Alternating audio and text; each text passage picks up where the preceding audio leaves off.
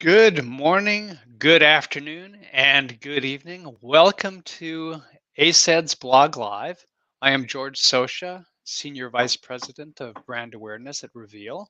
Each Friday morning at 11 o'clock Eastern, I host an episode of ACEDS Blog Live where I get a chance to chat with luminaries in eDiscovery and related areas. Before I introduce this week's guest, I just want to point out that we have a comments section on the panel here. So for those of you who are joining live instead of watching the recording of this, you can go ahead, type in your thoughts, your comments, and we will try to include what we see there in the discussion we have today. I am very pleased to have joining us as our guest today, my good friend, if I can talk today, my good friend, Manfred Gabriel. Manfred is senior counsel at Holland and Knight. He leads that firm's legal support services organization, where he oversees Holland and Knight's comprehensive and integrated eDiscovery and fact-finding unit. And if it sounds impressive, it's because it is impressive. They've leveraged advanced technologies and workflows to assist clients in managing the risks and costs of eDiscovery, something that is, of course, a challenge for all of us. They've got a wide range of eDiscovery capabilities so that they're able to deliver what's needed up to and including on large and complex projects, but they go beyond that, working on contract review and analysis, process automation, and a host of other areas. Manfred also teaches an eDiscovery course at the Benjamin N. Cardozo School of Law in New York, where I was privileged enough a week or two ago to be Manfred's guest in front of his class. And Manfred, by the way, I thought you did a great job with the part of the class before I got involved. Once I was there, well, we do what we can, but I thought it was a very well-run class, and I certainly would have appreciated being a student in it. And all of this at Holland and Knight just since July of 2019. So Manfred's been there just over a year and 2 months, 3 months, something like that now. He has a JD from Columbia University School of Law and has been passed to the first and second state exams, which are the German equivalent of JD and bar admission, if I understand correctly, at the, and I hope I don't get the name too badly, Ludwig Maximilians University of Munich. Very nice job. There we go. Before his current position, Manfred was a principal at KPMG, senior managing director at FTI, so he knows and understands the vendor world well. An associate at Latham Watkins, a law clerk in District of Connecticut, and an associate as well at O'Melveny and Myers. So his stint at Holland and Knight is not his first rodeo in a law firm either. So Manfred, welcome to this week's session. And I'd like to hear from you what you've been up to, where you're going. I know there are certain things you'll only allude to, as I would expect. And I especially would like to hear as we go forward your thoughts about where eDiscovery is moving and where it ought to be moving. So with that, let's turn to you. Well, George, thank you, first of all, for that wonderful introduction. I'm impressed with myself. I didn't, so thanks. It's great to be here. I think it's a wonderful thing that you are doing this. And let me take this opportunity to also congratulate you on your recent move to join Reveal. And thank you for coming and speaking to my class. It's been a tremendous honor and privilege to be at Holland & Knight, which is a terrific firm in the States and very innovative in their approach. And I was glad to join that team because my remit from day one was to build something that hadn't really been attempted in the law firm space, to create basically a full service organization including traditional eDiscovery processing and hosting, but also document review and related sort of labor tasks and innovation-related approaches within a law firm to specifically serve that law firm more efficiently.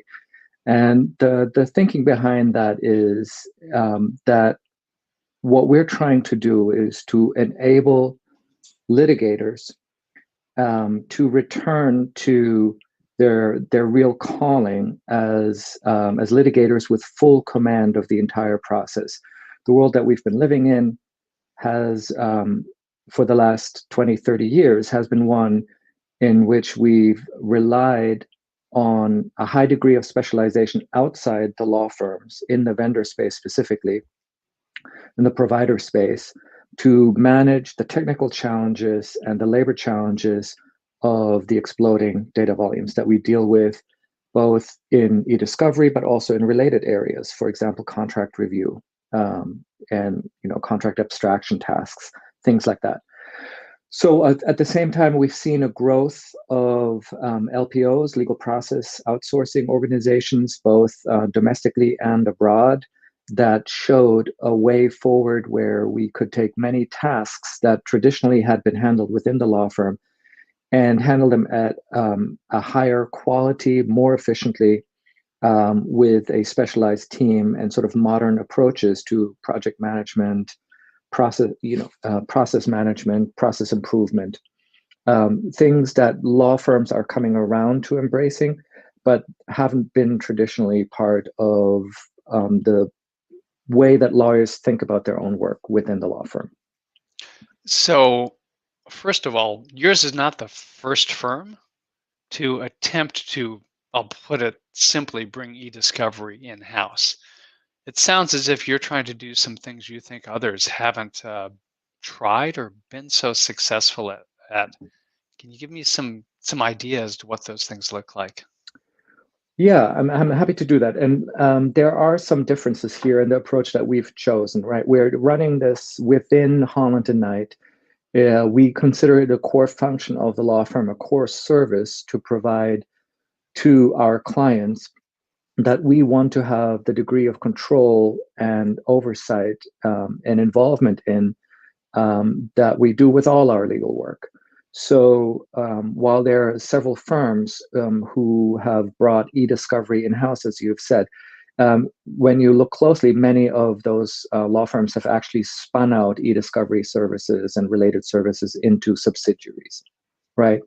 Which has benefits, but also has some drawbacks. So we've made the conscious choice to keep these functions within the law firm and to put them under a broader innovation remit where we're working together. We have an innovation team within Holland and Knight as well that we're working very closely together with, so that eDiscovery is just the most urgent and most well understood problem of dealing with large amounts of unstructured data. It's not the only problem that we have in the legal profession around unstructured data and absorbing it in a meaningful way and deriving value from it. And it allows us to combine with the other processes, the other practice groups within the law firm in a meaningful way. So that has sort of been a difference, and it's been a very exciting road in that respect. We've made some significant strides in terms of our innovation, in terms of both coming up with a appropriate labor model where we can use appropriate level resources for the right tasks. And that's a benefit to us, and it's a benefit to the clients who understand the value that we are creating and are, ready to, pay us appropriately because we drive toward efficiency, both in the labor model and in the technology that we're using with innovation and automation. So one of the big achievements that we have, and I'd like to call out my team here, particularly Joan Washburn, who has taken leadership for this inside Holland and Knight. We've recently moved our eDiscovery platform software into the cloud, and we are now fully within AWS, Amazon Web Services, which provides both cost savings in terms of the storage cost, but more importantly, provides us with a platform that allows us to automate tasks, allows us to do a number of things that were very difficult to do in sort of the traditional hosted environment. You, of course, had choices when you went to move to a cloud environment. You could have gone with Azure, of course. Um, you went with AWS. There are other options out there. Why AWS?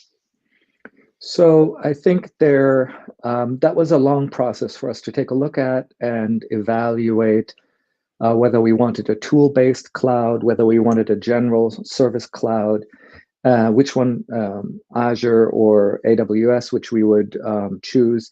In the end, we felt that the firm generally was moving in an AWS direction, and it was important for us to be the sort of the spearhead within the firm, because clearly we handle the largest data volumes. We have the most sort of professional expertise for handling these data volumes within the firm. But there are other functions in the firm that we're currently developing and that are already existing to leverage some of the automation and compute functions within AWS specifically. I'm not saying that we couldn't have built it in another platform, but that's the one that made sense for us at this time. It sounds from what you're saying as if your team has good, solid working relations with the IT team within the law firm, something I know isn't always the case. Am I interpreting that correctly? Yes, we do actually, and that's been a great boon. So some years ago, the eDiscovery function was actually within Holland and Knight, part of the IT department. And then the decision was made before my arrival, actually, but my arrival was part of the strategy that was begun with this. The eDiscovery Services Group was moved into the litigation department and functions as a practice group within the litigation group. And that has significant implications, right, about how the work that we're doing within our group is regarded. It's not just an IT function, but it is a meaningful legal function that contributes to the success of the clients in a very direct way. But we're lucky enough to have a wonderful IT department that we work very, very closely with. And actually, that was instrumental in for us to make the transition to the cloud recently. And that permitted us also to put in place security features and security functions that are harder to achieve in other platforms. And we feel confident that in terms of data security, cybersecurity, especially for our client data, we're probably at the bleeding edge of what's possible in the law firm today. One of the challenges, really over the decades, when it comes to e-discovery in law firm is engagement. Getting the attorneys working on matters actually to make effective use of the capabilities that folks are trying to deliver to them. It sounds, again, from what you're saying, as if getting successful and widespread engagement is very much part of your remit. It is, and it is an earned relationship with the partners and the practice groups, right? So our approach within the group, and I have a wonderful team that I work with, is that we are within the law firm. We sit down the hall from the attorneys that we work for, but there isn't an outside provider out there who is better at what we do. And we really hold us to a very high standard of quality. There's a continual process of improvement. So, for example, one of the initiatives that we've also undertaken is to build our own project management and task management and legal process management tool with a reporting function that draws on the different financial systems, for example, of the firm. And we looked in the market. We didn't find anything that we thought fit what we were doing perfectly. And so we built it ourselves. And that has allowed us to move very nimbly and quickly because we move forward with like the sort of minimum viable tool and then build on that. We run our own beta tests and everything. And we started within the group, but now especially for complex litigation tasks like multi-district litigations and everything, we've been rolling out this project management tool to the case teams who really appreciate having a tool that implements best practices around process management without generating a lot of overhead for them, without requiring them to log into an outside tool, and without requiring them to speak another language or learn something that is alien to the way that they approach the work. We work with them. We ask them, well, how do you manage this work? And then we translate that into our tool. We're very nimble in adopting it to the different needs of the case teams. Sounds very impressive. Let's look a little more broadly beyond the constraints of the amazing things you're already working on at Holland and Knight to where you think, as I foreshadowed earlier, where you think the e-discovery industry is moving and where it should be moving. Okay, let's start with where it is moving. So I think the experience of the last 10 years, where we seriously started using some more advanced technologies, right? Before 2010, 2012, e-discovery technology was really trying to replicate in an electronic format what we had been doing on a conference room table with Redwells and bankers boxes and folders in a manual way, right? So the first approach was like, let's just translate that. And so you go into an electronic tool and it has a folder structure. It has something called a folder or an assignment and things like that. That was the original DOS version of summation. Exactly right. that. Right. So, but then starting in the, 12, 10 years ago, we started thinking about machine learning and artificial intelligence, although we didn't quite use that term yet, to take some of the work and make it more efficient.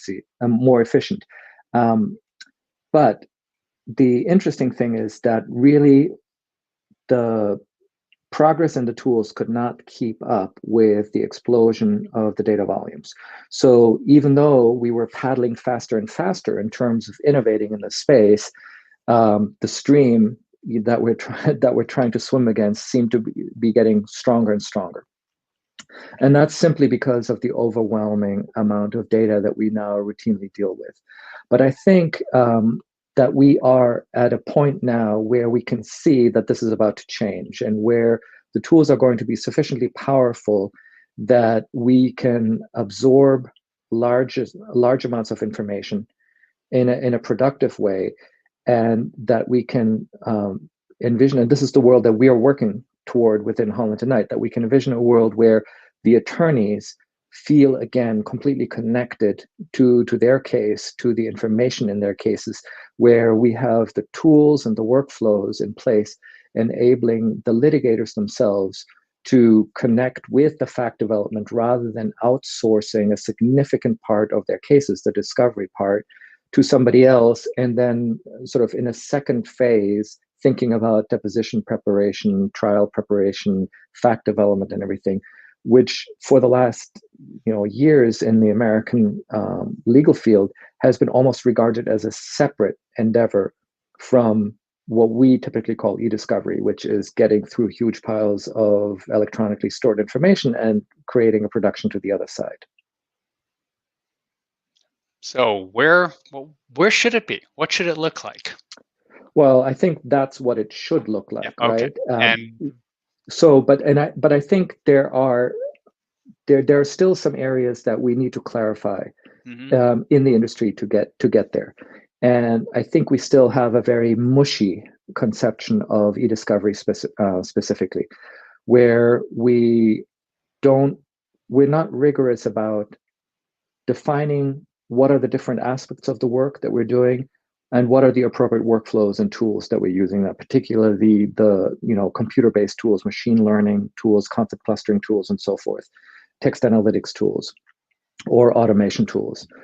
And I think if we could get to the point where we understand the difference, for example, between the disposition of what I call the disposition of documents, that is the most streamlined approach to determine whether a document is responsive to a production request under Rule 34A or equivalent state rules and needs to be turned over, right?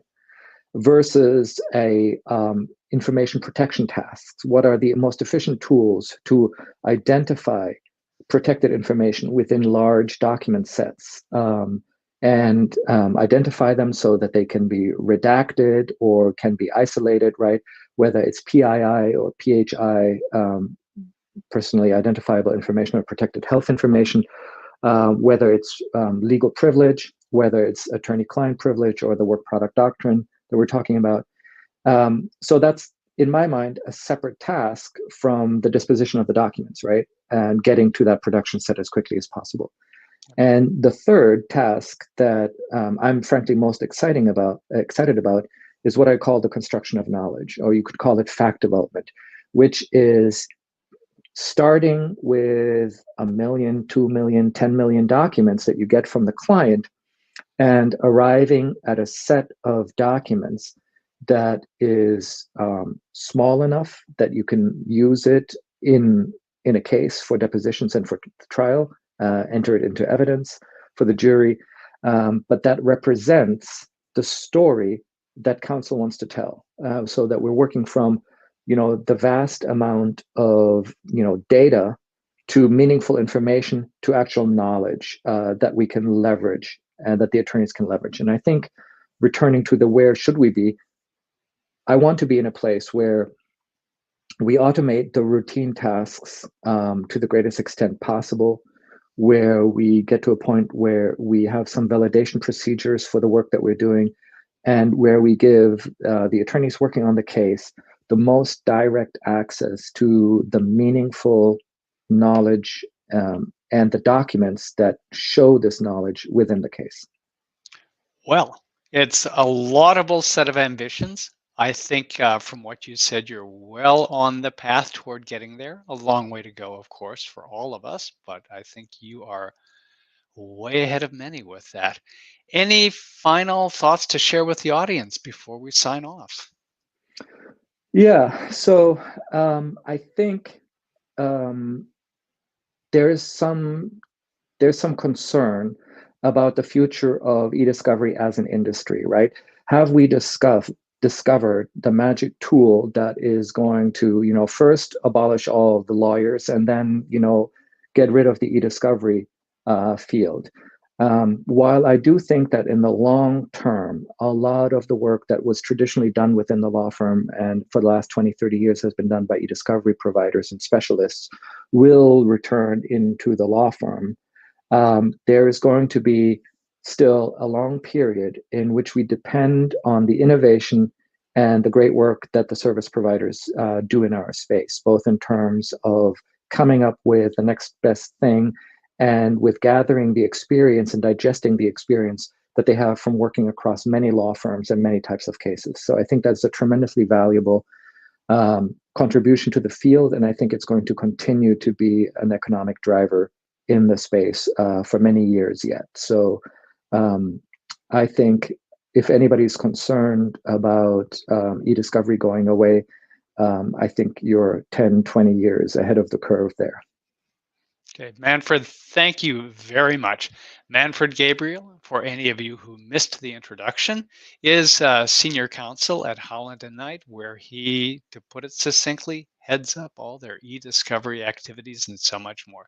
Thanks for joining us, Manfred. Thank you, George. I think it's wonderful that you're doing this. And thanks for including me.